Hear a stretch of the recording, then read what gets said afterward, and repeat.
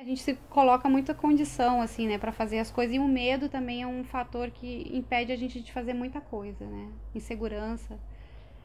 É normal, eu tenho, todo mundo tem, né? Mas, assim, se eu pensasse duas vezes, eu não faria o documentário. Então, eu fui na coragem, assim.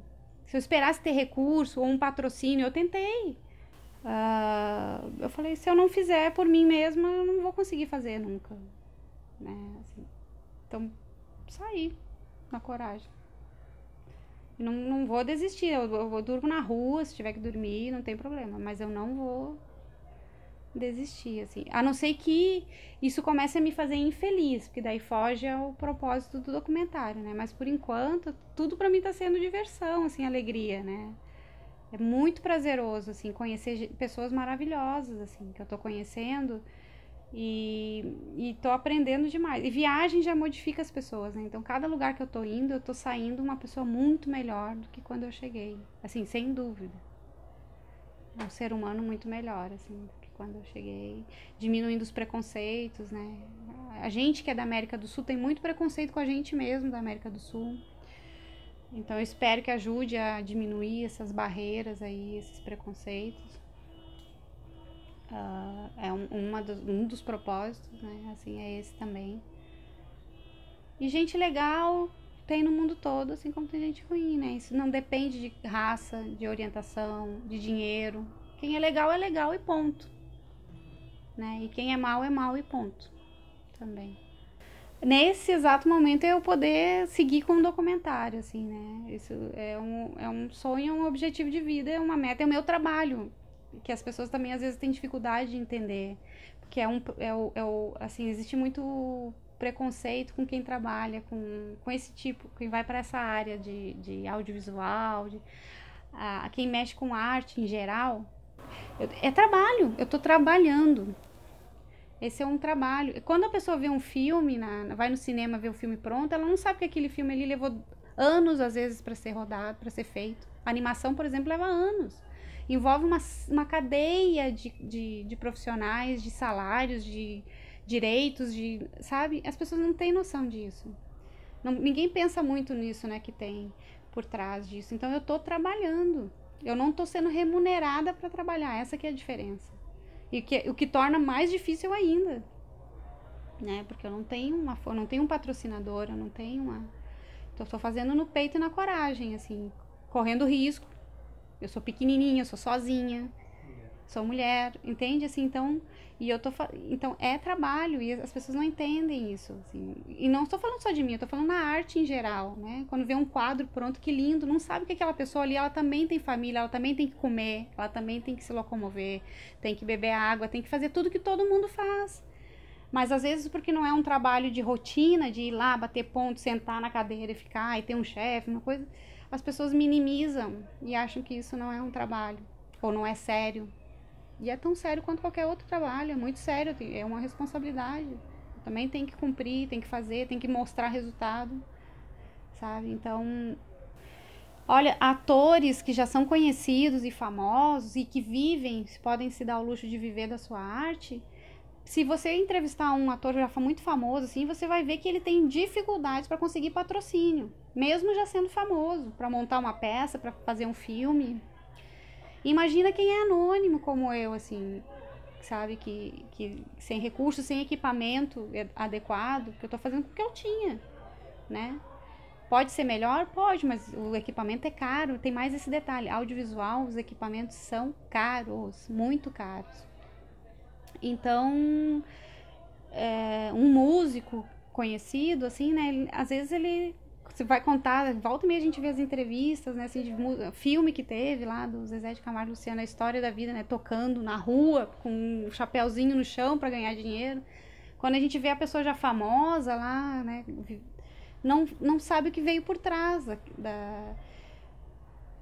então, às vezes eu fico pensando nisso, assim, que a tendência que existe das pessoas de minimizarem o trabalho de quem mexe com esse tipo de coisa, de audiovisual, de arte em geral, ou... Então é só lembrar isso, assim, que eu tô trabalhando, eu não tô a lazer. Porque hoje mesmo, ontem eu recebi uma pessoa fez um comentário, ai, que coisa boa, eu também queria viver assim, só viajando.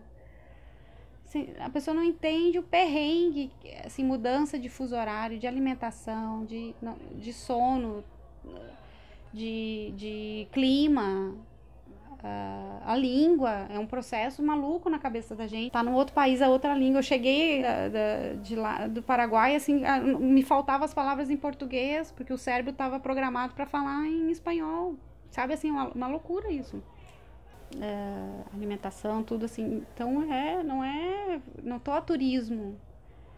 Tem bastante dificuldade, assim, que a gente passa fazendo. Mas, como eu falei, continua sendo prazeroso, né? A hora que a coisa se tornar um fado, aí não perde o sentido de fazer um documentário sobre a felicidade, né? Eu tô na América do Sul. Bom, como é muito grande, porque assim, é uma média de 10 entrevistas para cada país. Cada entrevista tá durando, para minha surpresa, assim, uma média de 20 a 30 minutos. Gáveis, né? Como foi a tua jornada no Paraguai? Foi maravilhosa, eu acabei ficando um mês inteiro, que não é a ideia, né, assim, tem que ficar bem menos do que isso em cada país, porque senão eu não vou levar 3 anos fazendo, né. Mas eu fiquei um mês e eu fui super bem hospedada, assim, né, casa, comida, roupa lavada. E assim, eu não podia ter começado melhor, assim, porque as pessoas, assim, são muito solícitas. E o Paraguai, ele é muito nacionalista. Então, assim, falou que tá fazendo um documentário e que tá divulgando o país, tá divulgando os paraguaios, as pessoas, a arte deles, né, que a história é pro bem, né, é mostrar tudo de positivo que eles têm, porque de negativo a gente sabe, eles sabem, todo mundo sabe, todo mundo vive isso no dia a dia, né? Lá, aqui, em outro país que tenha dificuldades sociais. Mas não, eu tava lá, eles entenderam que eu tava para divulgar o que tem de bom.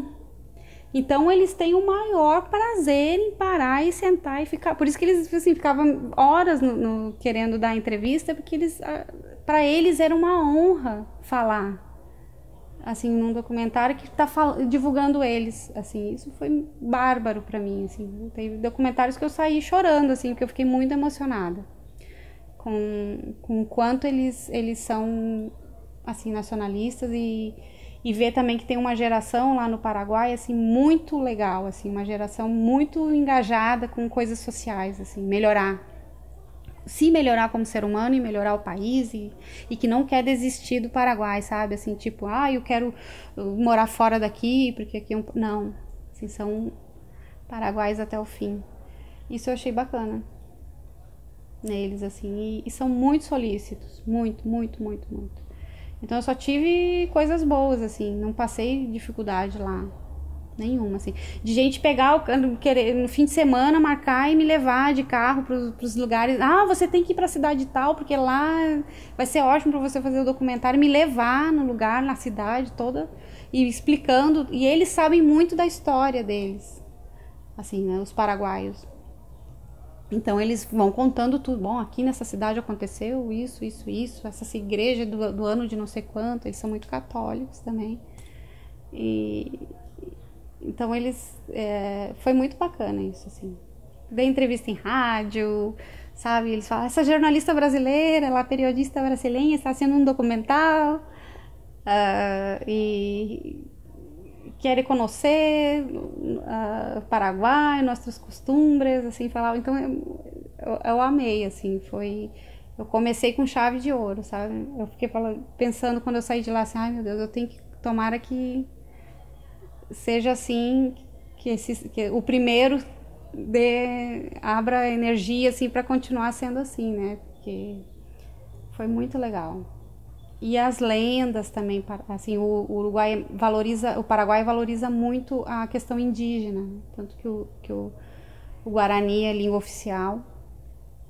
E eles têm muito respeito com a cultura indígena e com os guaranis, assim. Impressionante, eu não sabia disso. Eu já tinha ido para o Paraguai uma vez e não prestei atenção nisso, né? Eu tava com outro objetivo e eu fiquei impressionada como eles respeitam e valorizam a cultura indígena.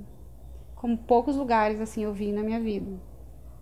Isso é um 10 para eles, assim, que eles têm. E eles estão cada vez resgatando mais e valorizando mais. As novas gerações são muito engajadas com assim, o nome das empresas que eles estão criando, assim, incubadoras, coisas assim, tudo com o nome Guarani, eles falam muito Guarani, todo mundo fala Guarani, sabe? Tem na escola. Então é uma coisa que no Brasil, por exemplo, a gente perdeu, né?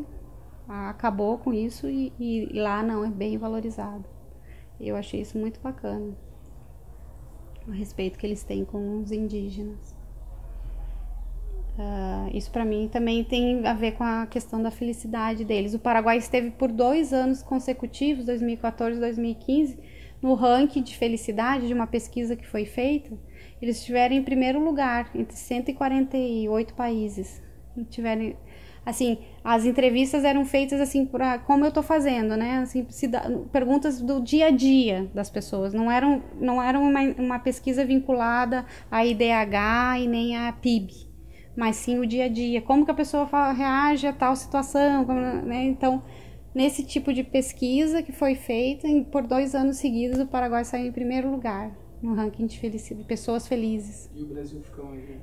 Num desses aí, ele estava em 50º lugar, em 2015, se eu não me engano. Mas aí a história toda que nossa já tinha acontecido, né, da crise, que a nossa crise é política, é ética, é econômica, né? Não é uma crise só. Então, isso já influencia muito, motivo pelo qual eu deixei o Brasil por último. O índice de suicídio, de depressão no Brasil mais que triplicou de 2014 para cá. Não, eu tô cada vez mais convencida que o coletivo influencia no individual, sabe? Por exemplo, você tem uma relação de, por exemplo, amigos, né? Assim, é uma coisa importante, assim, quando você... As pessoas lá são, no Paraguai, por exemplo, né? Elas são muito unidas, assim, são muito família, por exemplo, né? Então, se uma pessoa tá passando um problema e ela não tá sozinha, né? Não vive isolada, ela é muito ligada aos amigos e à família, por exemplo. Isso é um super suporte para ela sair de uma crise, por exemplo, né? Ajuda muito. Por isso que eu tô falando do coletivo, assim, quando as coisas vão bem. Embora o Paraguai seja pobre, por exemplo, mas eles estão e passou por a situação da guerra, né? Que de lá para cá eles estão se reconstruindo, né? Eles são muito esperançosos e são muito engajados e são muito nacionalistas. Então isso influencia muito neles, assim, na forma de encarar a vida, de ver o seu país, o sentido de pertencer, que é muito estudado também no direito internacional, né? Eles têm isso muito forte neles, assim, que eu falei, é difícil encontrar um paraguaio, por exemplo, que pensa em sair de lá para tentar a vida num país mais rico, por exemplo, sabe? Porque eles estão muito felizes, apesar de todas as dificuldades sociais que eles passam, eles não querem sair, eles estão muito felizes em serem paraguaios e estarem construindo um Paraguai melhor. Então eu acho que isso influencia muito, assim, nele, né?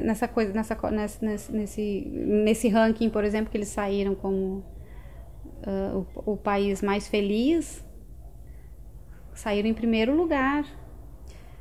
É isso, é o coletivo, né? Tem uma mesma... circula, né, no ar, assim, uma mesma positividade de esperança e de fé, que eles também são muito religiosos, e de que as coisas estão melhorando e vão melhorar, e que eles se sentem contribuindo para isso, né? E de fato estão, né? I wanna love you, you, you.